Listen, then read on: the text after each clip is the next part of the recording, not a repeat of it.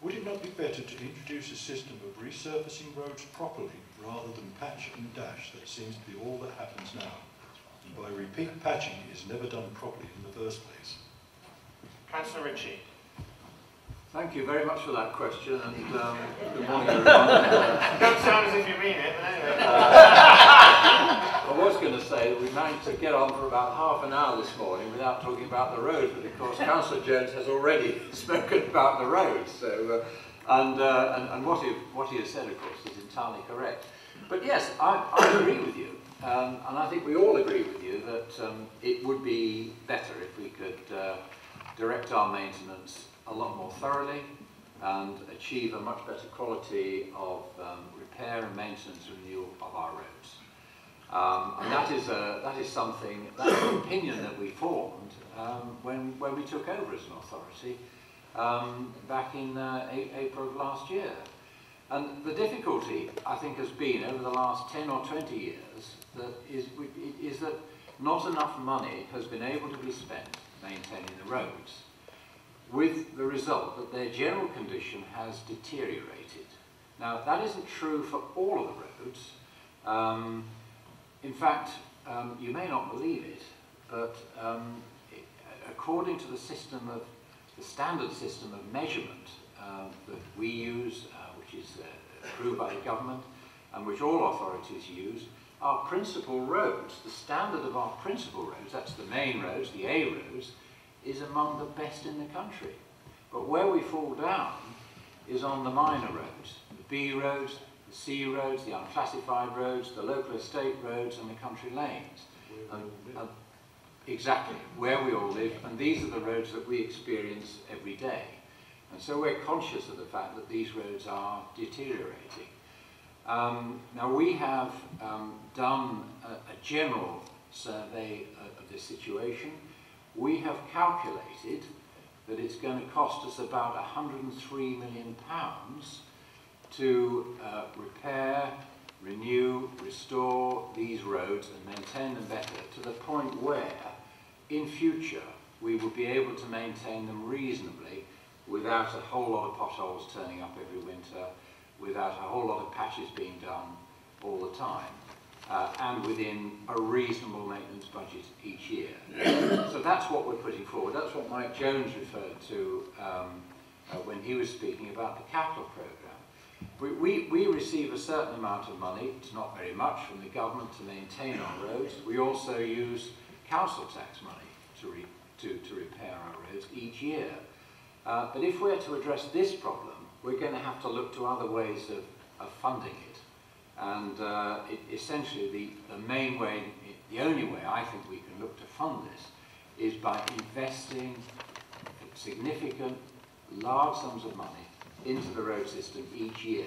And what we are talking about... From your own resources? From possibly the disposal of assets that Mike Jones has been talking about. And clearly there is a question of priorities here, because there'll be a lot of different functions of the council competing for those assets, for the proceeds of those assets to spend on their facilities and so on. So okay, well, we've got quite a debate to have on whether or not we're going to be able to achieve what we want to achieve on the roads. Well, the man who holds the answer to this is Chancellor Ford. Now, on Saturday, Chancellor, somebody whose name I shan't mention again, not to embarrass him, pleaded, I mean, it is an issue, children's services, adult care, these things all tug at our heartstrings, and poor old highways gets pushed to the back. There was a plea for £10 million on Saturday. So what have you got to say, Chancellor?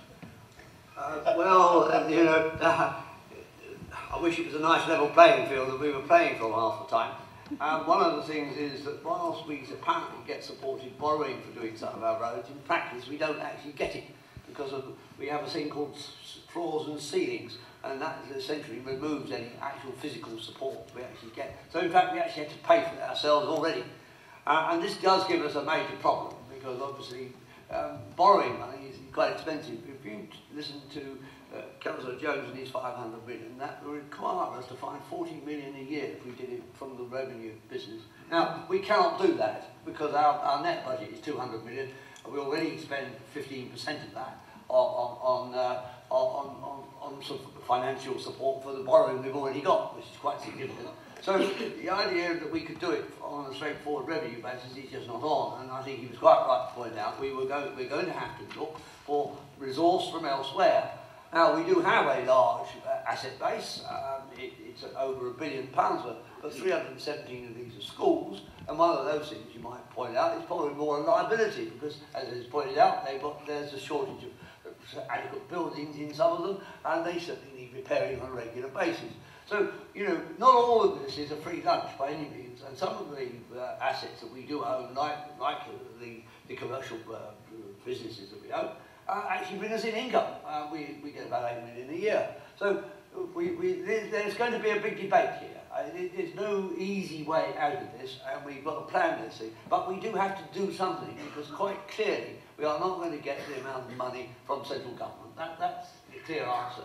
Now, how much we can do is a practical issue at the end of the day, and we'll have to do some very hard decision making. Mr. Bales, do you want to come back?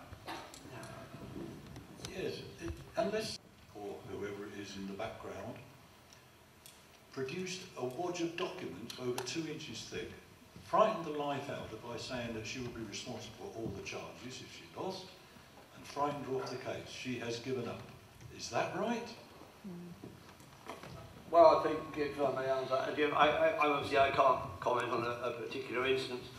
No, it isn't. Basically, we don't agree. It's cheaper for you to have yes, the money in the first place. Well, the point is, however, we have got a reporting system which should deal with serious potholes of that nature, and within 24 hours, as I understand it from Mr. Ritchie, but we'll ask Mr. Kent in a moment to give you a comment on that. But I think there has to be a system where that gets reported. Now, if it hasn't been reported, then obviously we can't fill it in. And I can't comment on an individual instance in this case.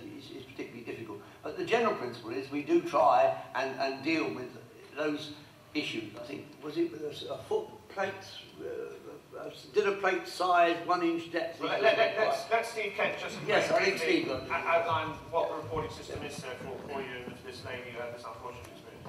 Yes, obviously I can't comment on the specific incident, we haven't got the details of it, but set against the background that Councillors Jones and Ritchie have just described and Councillor Ford in terms of, you know, the overall condition of the roads.